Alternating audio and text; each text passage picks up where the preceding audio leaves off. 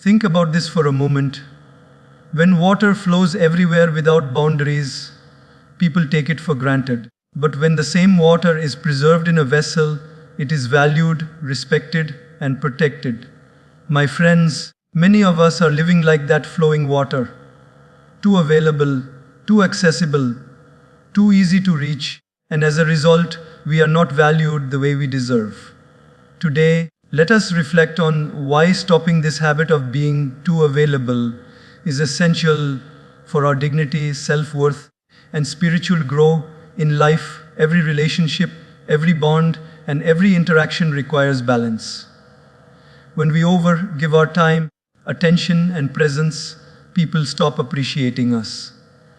The truth is, the more you are always available to everyone, the more they start treating you as ordinary. But when you preserve your energy, align yourself with God's purpose, and create healthy boundaries, you radiate respect, dignity, and true value. Today, I want to share with you 7 important reflections on why you must stop being too available, not to push people away, but to protect your self-worth and to honor the precious time that God has given you. Imagine for a moment that someone gave you a gold coin every single morning. They told you, this is for today, use it wisely, because tomorrow you'll get another one. You would probably hold it carefully, wouldn't you? You would not leave it lying around where anyone could misuse it. You would think twice before giving it away. Now think about this. Time is more precious than gold, yet many of us treat it as if it has no value at all. We give it away to anyone, at any time, without even asking ourselves, is this the right way to spend it? Your time is not ordinary, it is sacred. It is not just hours and minutes passing by. It is life itself slipping through your fingers. Every morning when you wake up, God has deposited a fresh treasure of time into your account. 24 hours. You cannot store it, you cannot borrow from tomorrow, and you cannot replay yesterday. Once it is gone forever. And yet, how casually do we say, sure, I'll do it, I'll be there, I'll give you my time, without asking if that truly honors the gift we've been given. Let me share a simple daily life example. Think of the times you sat with your phone in your hand, scrolling endlessly, watching videos or reading things that did not really matter. Hours pass, and when you look up, the sun has set. Now imagine if in that same time you had invested in learning a new skill, spending quality moments with your family, or connecting with God in silence. The difference would be enormous. But because we undervalue our time, we let others and distractions control it. Many people keep themselves too available, thinking it will make them loved or appreciated. But in reality, it does the opposite. When you give your time too easily, others stop respecting it. Think about it when a person knows that no matter when they call, you will pick up immediately. No matter when they ask, you will drop everything to be there. They slowly begin to take you for granted. Not because they are bad people, but because human nature is such, we stop respecting what is always at our feet. Have you noticed how we value rare things? A diamond is precious because it is not found everywhere. A drop of clean water in the desert is priceless because it is scarce.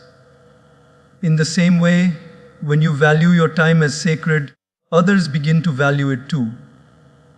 But when you scatter it everywhere, like grains of sand, people step on it without even realizing.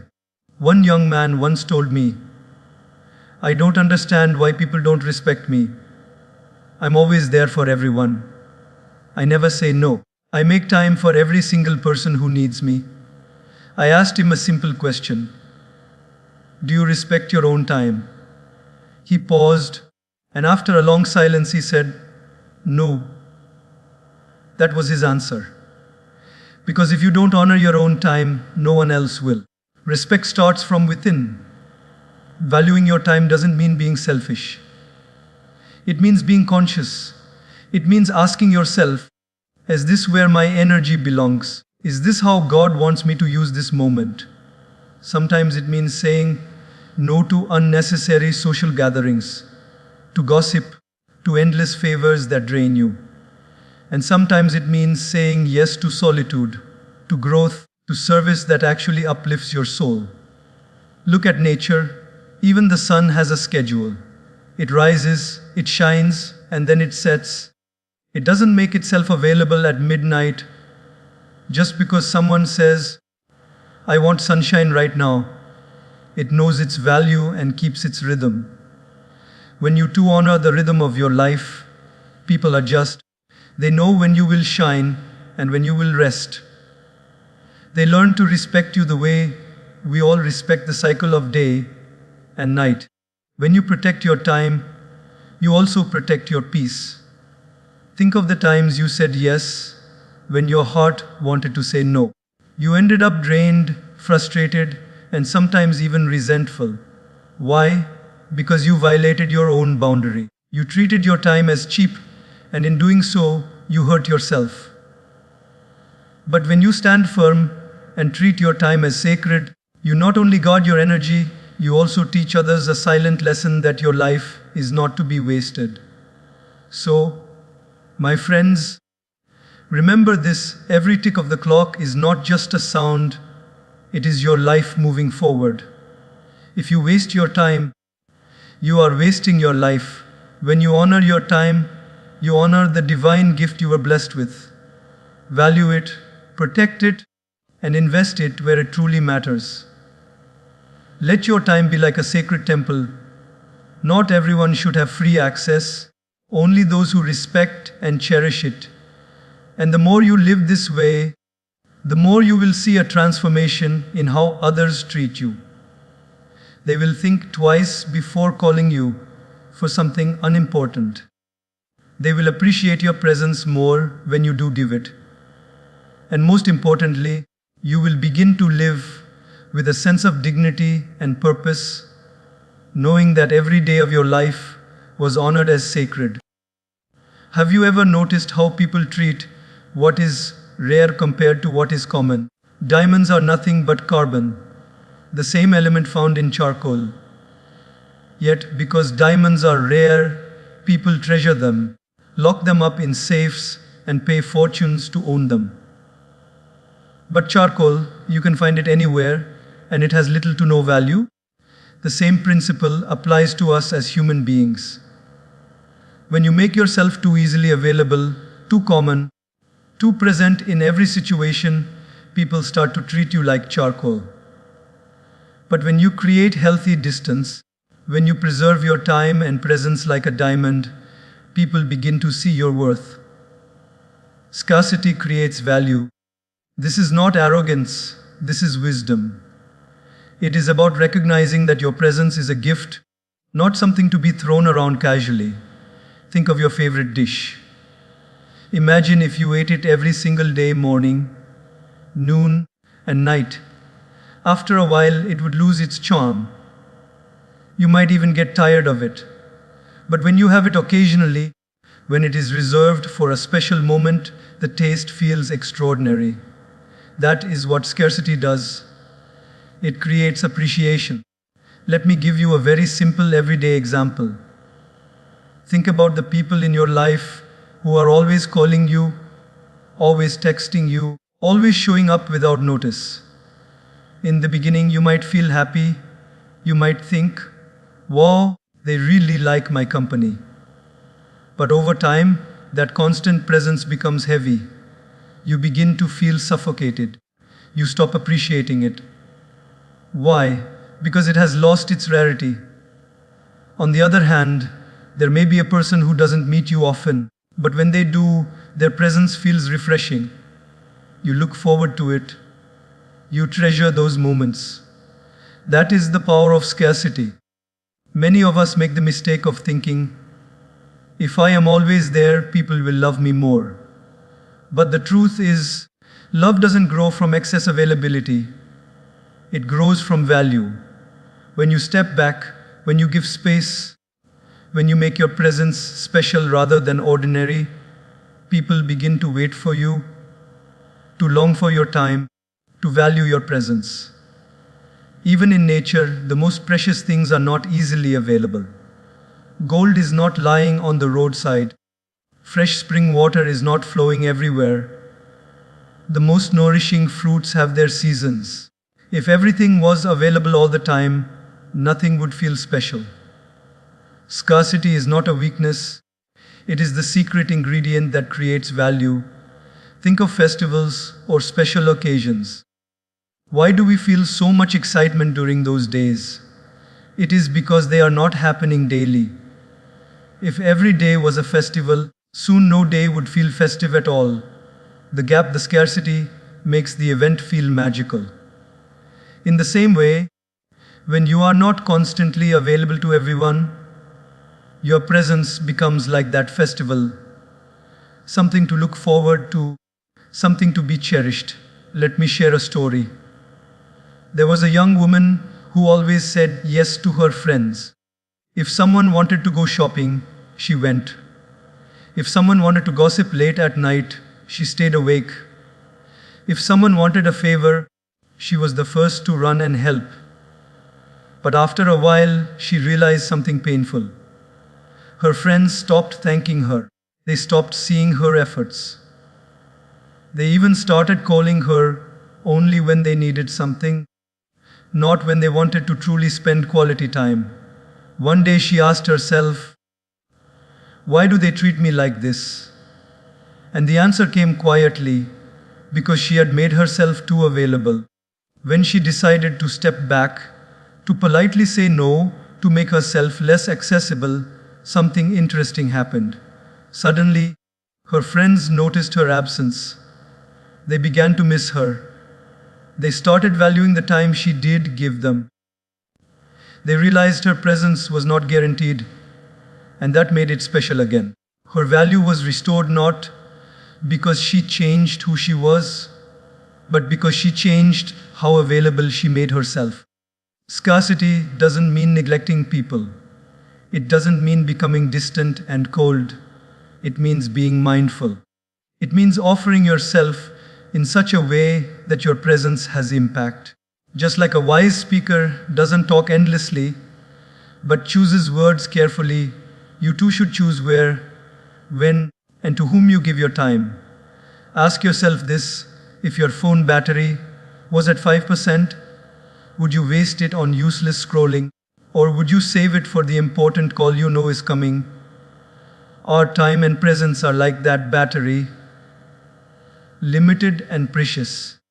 If you pour it everywhere, on everyone, at every moment, it loses value. But if you reserve it, if you give it thoughtfully, it becomes priceless. So remember, you are like a jewel, not a roadside stone. You are like fresh spring water in a desert, not tap water that flows endlessly without thought. Make your presence scarce enough to be valued, but not so scarce that it becomes forgotten. Strike that balance, and you will see how people begin to appreciate you more deeply. When you are less available, your yes carries power. Your presence carries weight. Your time becomes meaningful.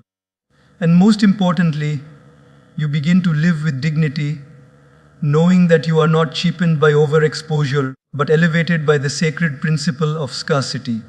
Scarcity creates value. Value yourself enough to not give yourself away too easily. Make your presence a blessing that people wait for, cherish, and respect. There is a common misunderstanding in life. Many people believe that saying yes to everyone, being available at all times, and allowing others to enter their life without limits will make them more loved. But in reality, it often does the opposite. When we have no boundaries, when we allow people to cross every line without question, we don't gain more love.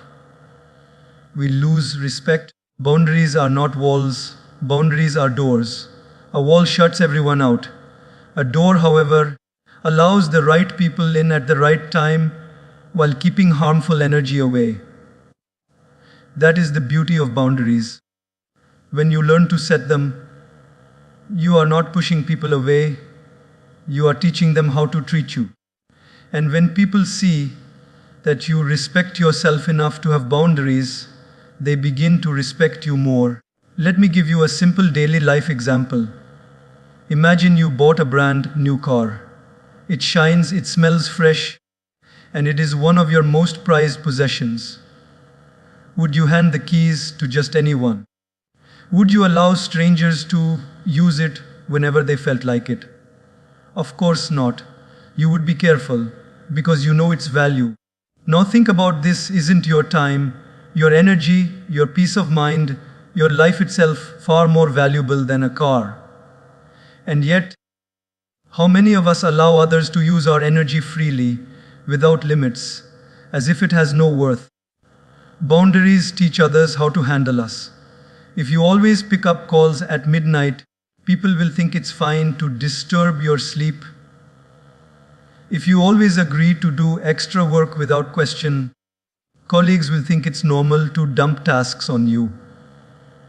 If you never say no to unreasonable requests, people will assume your life exists to fulfill their needs.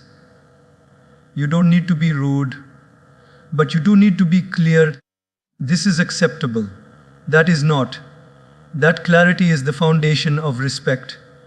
Think about parents and children. When a parent sets boundaries, such as bedtime, study hours, or respectful behavior, the child may not always like it, but deep down, those boundaries create structure, safety, and eventually respect.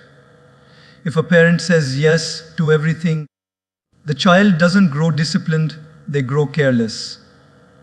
In the same way, when you set boundaries in your relationships, you create an environment where respect grows naturally. Let me share a story of a young man who worked in an office. He wanted to be liked, so he always said yes to extra work. Whenever a colleague asked for help, he stayed late. Whenever his boss needed something, he sacrificed his weekends. At first, people praised him, but slowly they stopped thanking him. They assumed he would always do the extra work. One day, when he couldn't complete a task on time, instead of receiving understanding, he was blamed. Why? Because without boundaries, he had trained everyone to believe his time was endless and his limits were non-existent. Later, when he learned to say, "I can help you, but I cannot do all of this alone," or "I can stay late sometimes, but not every day," something surprising happened. At first, people resisted. But over time, they began to respect him more. His colleagues realized his time was not to be abused, his energy not to be drained. Boundaries restored the respect that endless availability had taken away. Boundaries are also spiritual. Think of nature. Even the mighty ocean has a boundary where it stops and the shore begins. The sun rises and sets according to its boundaries. The seasons follow their boundaries, each taking its turn. Without boundaries, there would be chaos. The same is true in life. When you don't define your limits, you invite chaos into your heart, your relationships, and your mind. Some people fear that boundaries will make them look selfish. But selfishness is when you only think of yourself and ignore others completely. Boundaries, on the other hand, protect your well-being while allowing you to still serve, love, and support others, but in a balanced way. Imagine pouring water from a jug into many cups. If you keep pouring without stopping, eventually the jug will be empty. Boundaries ensure that you refill yourself before you pour again. That way, you can continue giving without destroying yourself in the process. In daily life, boundaries might look like this: deciding that after a certain time at night, you will not answer work calls, choosing not to engage in gossip, even when invited, saying politely but firmly, "I'm sorry, I cannot do this right now." These may seem small, but they are powerful. Each time you set a boundary, you are sending a message: my life has value. My time is precious. My peace matters. And people cannot ignore that. The truth is, when you live without boundaries, you give people permission to disrespect you. But when you live with boundaries, you inspire others to respect not only you but also themselves. Because when they see you honoring your own limits, they start to reflect on theirs as well.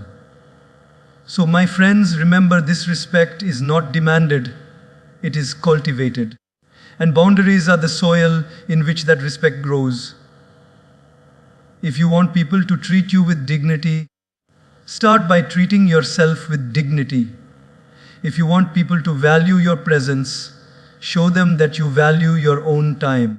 Boundaries are not barriers, they are bridges to healthier, stronger, and more respectful relationships. And once you learn to set them, you will notice a powerful change. You will no longer feel drained. You will no longer feel used. Instead, you will feel balanced, peaceful, and respected, because you finally taught the world what you should have taught them all along, that you are not here to be walked on. You are here to be honored. Every morning when you wake up, you are given a certain amount of energy, just like a phone battery that starts the day at 100%. That energy is what fuels your thoughts, your actions, your emotions, and your ability to serve others. But here's the truth: your energy is not unlimited. Just like your phone battery drains when you open too many apps, your mind and body also drain when you open yourself to too many people, too many demands, and too many distractions. That is why protecting your energy is not selfish. It is survival, it is wisdom, it is honoring the gift of life. Let me give you a simple daily life example. Imagine you start the day fully charged. You go to work, and one colleague complains endlessly. 20% of your battery gone. Then someone pulls you into gossip. Another 10% drained. By lunchtime, you're already at 50%, not because of meaningful work, but because of the energy vampires you allowed to plug into your battery. By evening, when your family or your personal growth truly needs you, you are left with almost nothing. Isn't that how many of us live? We waste our precious energy on things that do not matter, and when it is time to invest in what really does, we are already exhausted. Energy must be guarded like treasure. You would never leave your wallet open in a crowded street, would you? Yet so many of us leave our energy unguarded, letting anyone and anything take from it freely. A negative conversation, an unnecessary argument, endless scrolling on a phone. These are like small leaks in your battery. And when you add them up, by the end of the day, you are completely drained and you wonder, why am I always tired? Why am I always low? The answer is simple: because you did not protect your energy. There was once a young student who wanted to succeed in his studies. Every morning he made a list of what he would do, but instead of focusing, he would spend hours chatting with friends, playing games, and wasting time. By the evening, when he sat down to study, his mind was tired, his focus gone. He had energy for distractions, but none left for his dreams. When his mentor saw this, he told him, "Your energy is like a candle. If you keep letting it burn in the wrong places, by the time you really need it, it will already be gone." That day, the student understood that success doesn't only require intelligence, it requires the wise use of energy. Think about athletes. They don't spend all their energy before the race. They rest, they preserve, they prepare, so that at the crucial moment they can give their best. In the same way, you need to choose carefully where your energy goes. Not every battle is worth fighting. Not every invitation is worth accepting. Not every person deserves a seat at your table of energy. One of the biggest mistakes people make is believing they can endlessly give. I'll handle it. I'll be there. I'll do it. But just like a candle that keeps burning without pause will eventually melt away, so too will you. Protecting your energy means understanding your limits. It means learning to say, I would love to help, but I cannot do this right now. It means being wise enough to save your best self for the things that truly matter. Your purpose, your family, your inner peace, and your connection with God. Nature teaches us this lesson beautifully. Even the strongest tree sheds its leaves in autumn. Why? To preserve its energy for survival, so that in spring it can bloom again. If the tree stubbornly held on to every leaf, it would not survive the winter. In the same way, sometimes you need to let go of unnecessary tasks, unnecessary relationships, unnecessary burdens, so that you can preserve your energy for your true growth. Another important thing to remember is that your energy is contagious. When you are drained, you spread negativity. When you are vibrant, you uplift others. That is why it is not selfish to protect your energy. It is actually generous. Because when you are strong, healthy, and peaceful, you have much more to give to others. You cannot pour from an empty cup, but when your cup is full, your overflow becomes a blessing to everyone around you. Let me share another example. A woman I once met said she was always exhausted. She worked all day, cared for her family, and never said no to anyone's requests. People praised her, but deep down, she felt empty. She told me, I feel like a candle that is burning from both ends. I said to her, do you know what happens to a candle that burns from both ends? It finishes twice as fast. She smiled sadly and said, that's exactly how I feel. Only when she learned to protect her energy, to rest without guilt, to say no when needed, did her life transform. She became not only more peaceful, but also more effective, because her energy was being used where it truly mattered. So, my friends, ask yourself every day, where is my energy going? Am I giving it to distractions, or am I investing it in my purpose? Am I letting others drain me, or am I guarding my inner battery? The truth is, you cannot be everywhere, you cannot do everything, and you cannot please everyone. But you can choose wisely. You can preserve your energy for the people, the goals, and the values that truly deserve it. Remember this, your energy is limited, but when you protect it, it becomes powerful. It allows you to live with balance, to serve with joy, and to walk your path with strength.